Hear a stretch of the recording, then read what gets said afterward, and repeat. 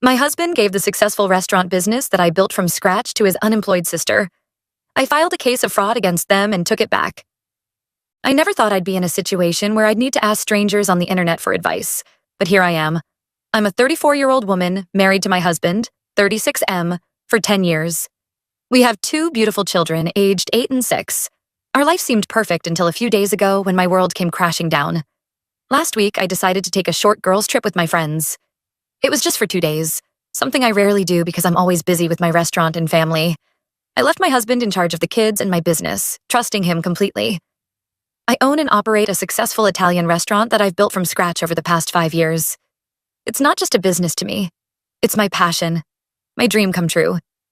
When I returned home yesterday, I was excited to see my family and get back to work. But as soon as I walked through the door, I sensed something was wrong. My husband had this guilty look on his face, and the kids seemed upset and confused. I asked what was going on, and that's when he dropped the bombshell. He told me that while I was gone, he had transferred ownership of my restaurant to his sister. His sister is 39, a single mom who's been unemployed for a while. According to my husband, she needed it more than we did. I stood there, trying to process what he was saying, feeling like I was in some kind of twisted nightmare. I asked him how he could possibly think he had the right to give away my business. He stammered through an explanation about it being a family decision and how his sister was struggling financially. I was livid. This wasn't just some object he could give away. It was my livelihood, my passion, something I had poured my heart and soul into for years. When I demanded to know how he had managed to do this legally, he admitted that he had forged my signature on some documents. I felt like I had been punched in the gut. Not only had he given away my business, but he had committed fraud to do it. The betrayal cut deep, leaving me feeling hollow and lost. I immediately called my sister-in-law. When she answered, she had the audacity to thank me for my generosity. I was shocked. I told her that I had no idea about this arrangement and that the business was not hers to take. She got defensive, saying her brother had assured her it was all above board and that I had agreed to it. I hung up, my hands shaking with anger and disbelief. I confronted my husband again. He tried to justify his actions, saying that his sister was struggling as a single mom and that we were financially stable enough to share the wealth. I couldn't believe what I was hearing. This was my business, not some charity to be handed out on a whim. I had worked tirelessly for years to make it successful, often sacrificing time with my family to ensure its growth. Our argument escalated, with the kids watching wide-eyed and confused. I tried to keep my voice down for their sake, but I was shaking with anger. I told my husband that what he had done was unforgivable. He had betrayed my trust in the worst possible way, going behind my back to give away something that was solely mine. I called my lawyer right then and there, explaining the situation through tears of frustration. He advised me that we would need to take immediate legal action to try and reverse what had been done. I also called the restaurant and spoke to my manager, telling her not to let my sister-in-law take over anything until we sorted this out legally. Throughout the evening, my husband kept trying to talk to me, to explain his reasoning, but I couldn't even look at him. I felt like my whole world had been turned upside down. The business I had worked so hard to build, the one that had seen me through late nights and early mornings, through stress and triumph, had been taken from me by the person I trusted most. As the night progressed, things got even more heated. My husband's phone kept ringing. It was his sister, demanding to know what was going on. He tried to talk to her in private, but I insisted on hearing everything. She was yelling about how she had already told her kids about their new life, how she had plans to change the restaurant. Each word felt like a knife in my heart. I couldn't take it anymore. The weight of the betrayal, the anger, and the fear of losing everything I had worked for became too much. I told my husband he needed to leave. I couldn't stand to be in the same house as him right now. He protested, saying he had nowhere to go, but I didn't care. I told him to go to his sister's place since they seemed to be so close. He tried to argue, saying he had the right to stay in our home. I reminded him that the house was in my name. I had bought it with the money from my restaurant. This seemed to finally sink in for him, the reality of what he had done. He packed a bag and left, the kids crying as they watched him go. Now, I'm sitting here in my quiet house, my children finally asleep, trying to process everything that's happened. The silence is deafening, filled with the echoes of our argument and the uncertainty of what's to come. I can't help but wonder if I overreacted. Should I have tried to talk it out more? But every time I think about giving him another chance to explain, I remember what he did and the anger comes rushing back. I know I have a legal battle ahead of me to reclaim my business. I'm prepared to fight with everything I have. But I'm also left wondering about my marriage. Can I ever trust my husband again after this? Should I even try? The thought of reconciliation seems impossible right now, but the thought of breaking up our family breaks my heart. I keep replaying the moment he told me what he'd done, trying to understand how he could do this to me. Didn't he realize how much the restaurant meant to me? Didn't he see all the hard work I put into it? I feel like he's stolen a piece of my identity, not just a business. The kids are another concern. They're too young to fully understand what's happening, but they know something is terribly wrong. How do I explain to them why Daddy isn't here? How do I protect them from the fallout of this mess? I'm also worried about the restaurant itself. What if my sister-in-law has already started making changes? What if she's fired staff or altered menus? The thought of my carefully crafted business being dismantled in my absence is almost too much to bear. As I sit here, surrounded by family photos and memories of happier times, I can't help but feel lost. Everything I thought I knew about my life, my marriage, my family has been turned upside down in the span of a day. I'm angry, I'm hurt, and I'm scared about what the future holds. So, Reddit, I turn to you in my hour of need. Am I the asshole for kicking my husband out after he gave my restaurant to his sister? Am I overreacting, or is this betrayal as monumental as it feels? Any advice or perspective would be greatly appreciated as I navigate this difficult time. Update 1. It's been a few weeks since my original post, and I want to thank everyone for their support and advice. The outpouring of kindness from strangers on the internet has been a bright spot in what has otherwise been a dark and difficult time. I thought I'd give an update and share some backstory that might provide more context to the situation. Let me take you back to the beginning of my restaurant journey. 5 years ago, I was working as a sous chef at a local Italian restaurant. I loved my job, but I always dreamed of owning my own place. I had ideas for dishes, for the ambiance, for everything. I'd spend my free time sketching restaurant layouts and writing menu ideas in notebooks. Whenever I shared these dreams with my husband, he'd just nod and change the subject. At the time, I chalked it up to him being practical, but now I see it was a lack of support. One day, I saw a small, rundown diner for sale in our town. It was in a great location, and despite its current state, I could see its potential. The moment I laid eyes on it, I knew this was my chance. I excitedly told my husband about it, but his response was lukewarm at best. He said things like, "Restaurants are risky," and "maybe you should stick with your steady job." It hurt, but it didn't deter me. I saw this as my one shot at making my dreams come true. I decided to go for it anyway, against my husband's advice. I used all of my savings and took out a substantial loan to buy the place. The first few months were incredibly tough. I was working around the clock, trying to renovate the space while also developing my menu and hiring staff. There were nights I slept on a cot in the back office because I was too tired to drive home. My husband's support during this time was minimal.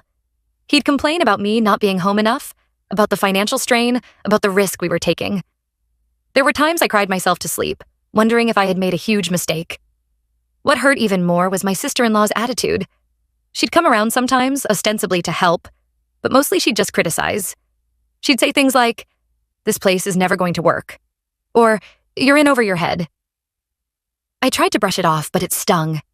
Here I was, pouring my heart and soul into this place, and my own family couldn't see its potential. Despite the lack of support, I persevered. I poured everything I had into that restaurant. I worked 16-hour days, barely seeing my kids. I missed family events, birthdays, everything.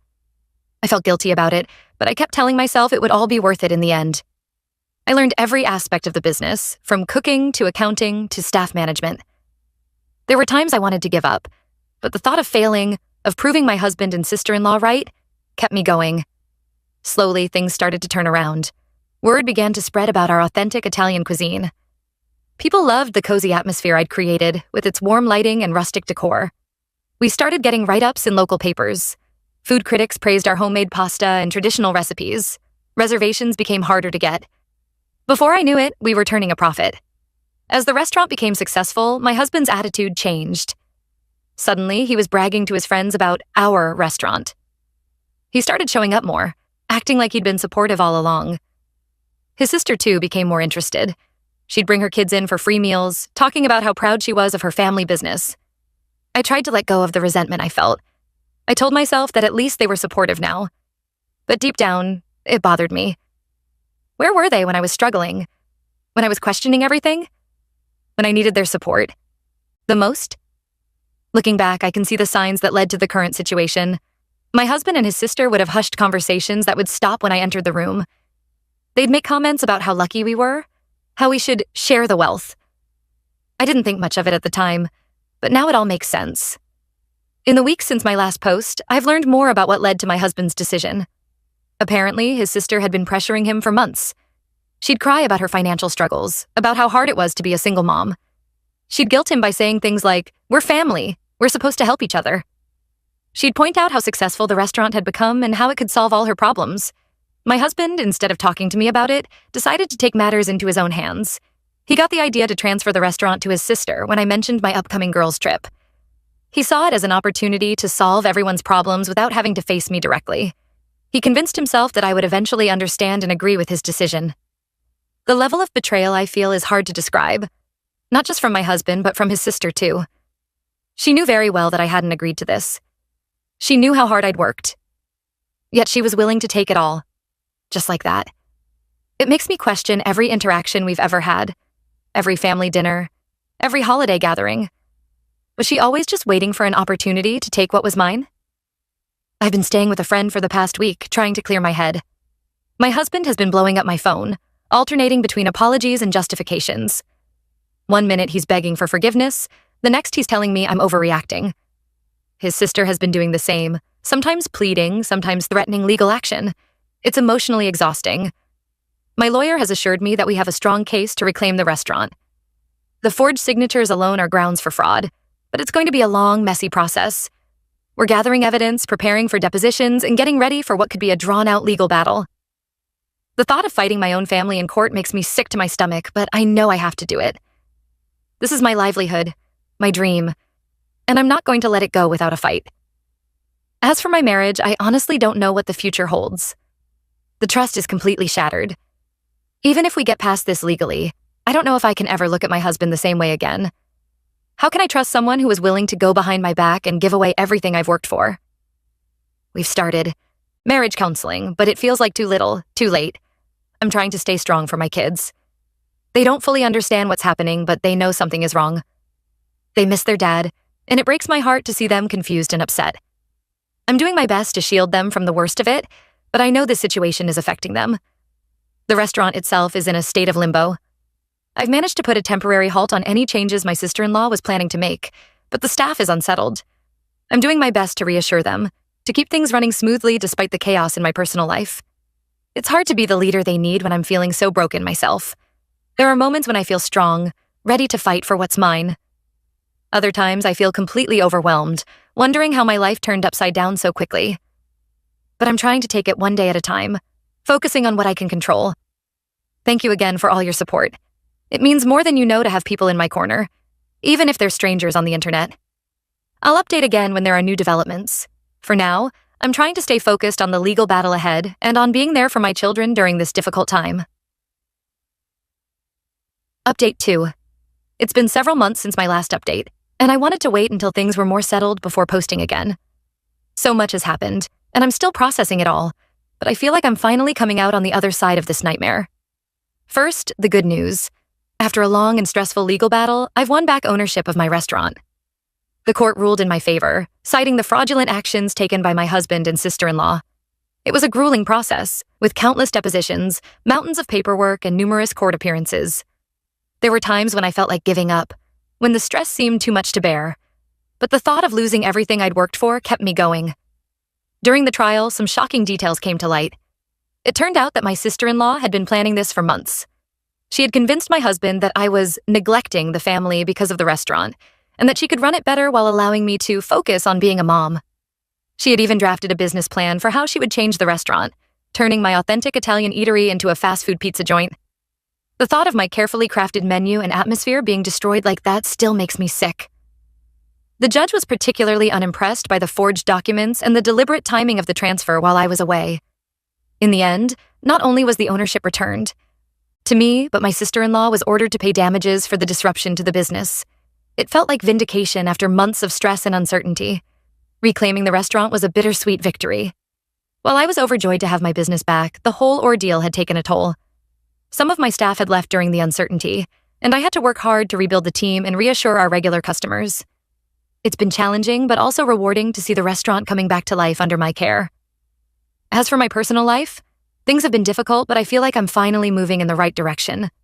After much soul-searching and several attempts at counseling, I decided to file for divorce. The betrayal was just too deep, the trust too broken to repair. It wasn't an easy decision, especially considering our children, but I knew it was the right one for me and for my long-term happiness. The divorce proceedings were almost as grueling as the business lawsuit. My soon-to-be ex-husband tried to claim that he deserved a portion of the restaurant's value since we were married when I started it. He argued that his support during the early days entitled him to a share. Thankfully, my lawyer was able to argue successfully that his lack of involvement and recent actions nullified any such claim. The judge agreed, and the restaurant remained solely in my name. My relationship with my sister-in-law is, understandably, beyond repair. She still maintains that she was just trying to help the family, but I can't forgive the underhanded way she went about it. I've had to get a restraining order to keep her away from the restaurant after she made several scenes, trying to convince customers that she was the rightful owner. It's sad that it had to come to this, but I need to protect what's mine.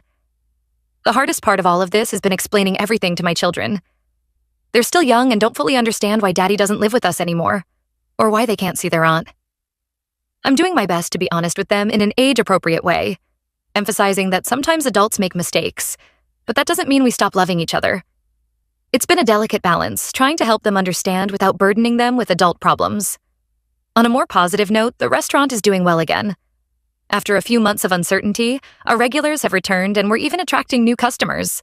I've introduced some new dishes to the menu, including a few that I developed during the stressful months of the legal battle. Stress cooking is real, folks.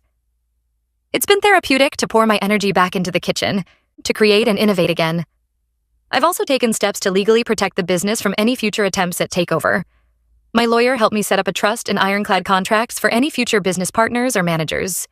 It's sad that I have to think this way now, but I'm determined to never let anyone take advantage of me or my business again. Looking back, I can see how this whole situation has made me stronger. I've learned valuable lessons about trust, about standing up for myself, and about the importance of legal protection for small business owners.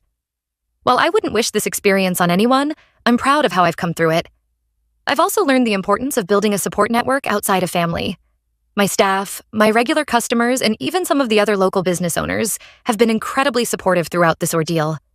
Their encouragement and understanding have meant the world to me. To everyone who offered support and advice throughout this ordeal, thank you. Your words helped me more than you know during some of my darkest moments. There were days when your comments were the only thing that kept me going, reminding me that I wasn't crazy for feeling betrayed and that I deserved better. As for what's next, I'm focusing on being the best mom I can be, running my restaurant and learning to trust again, in that order. It's a new chapter in my life, and while it's not what I expected, I'm cautiously optimistic about the future. I'm rediscovering parts of myself that I had neglected during my marriage, and it's exciting to think about the possibilities ahead. I'm also considering ways to use my experience to help other small business owners, particularly women, protect themselves and their dreams. Maybe someday I'll write a book or start a support group. For now, though, I'm taking things one day at a time. The road ahead isn't going to be easy. I know there will be challenges as I navigate single parenthood and continue to rebuild my business. But for the first time in months, I feel like I can breathe again. I'm no longer living in fear of what my husband or sister-in-law might do next. I'm in control of my life and my business, and that feels incredibly empowering. So, to anyone out there facing a similar situation, whether it's betrayal from a loved one or a fight for your business, know that there's hope. It might be a long, hard battle, but you're stronger than you know. Trust your instincts, seek help when you need it, and never give up on your dreams. Thank you again, Reddit, for being there during one of the toughest periods of my life. Your support has meant more than you could ever know.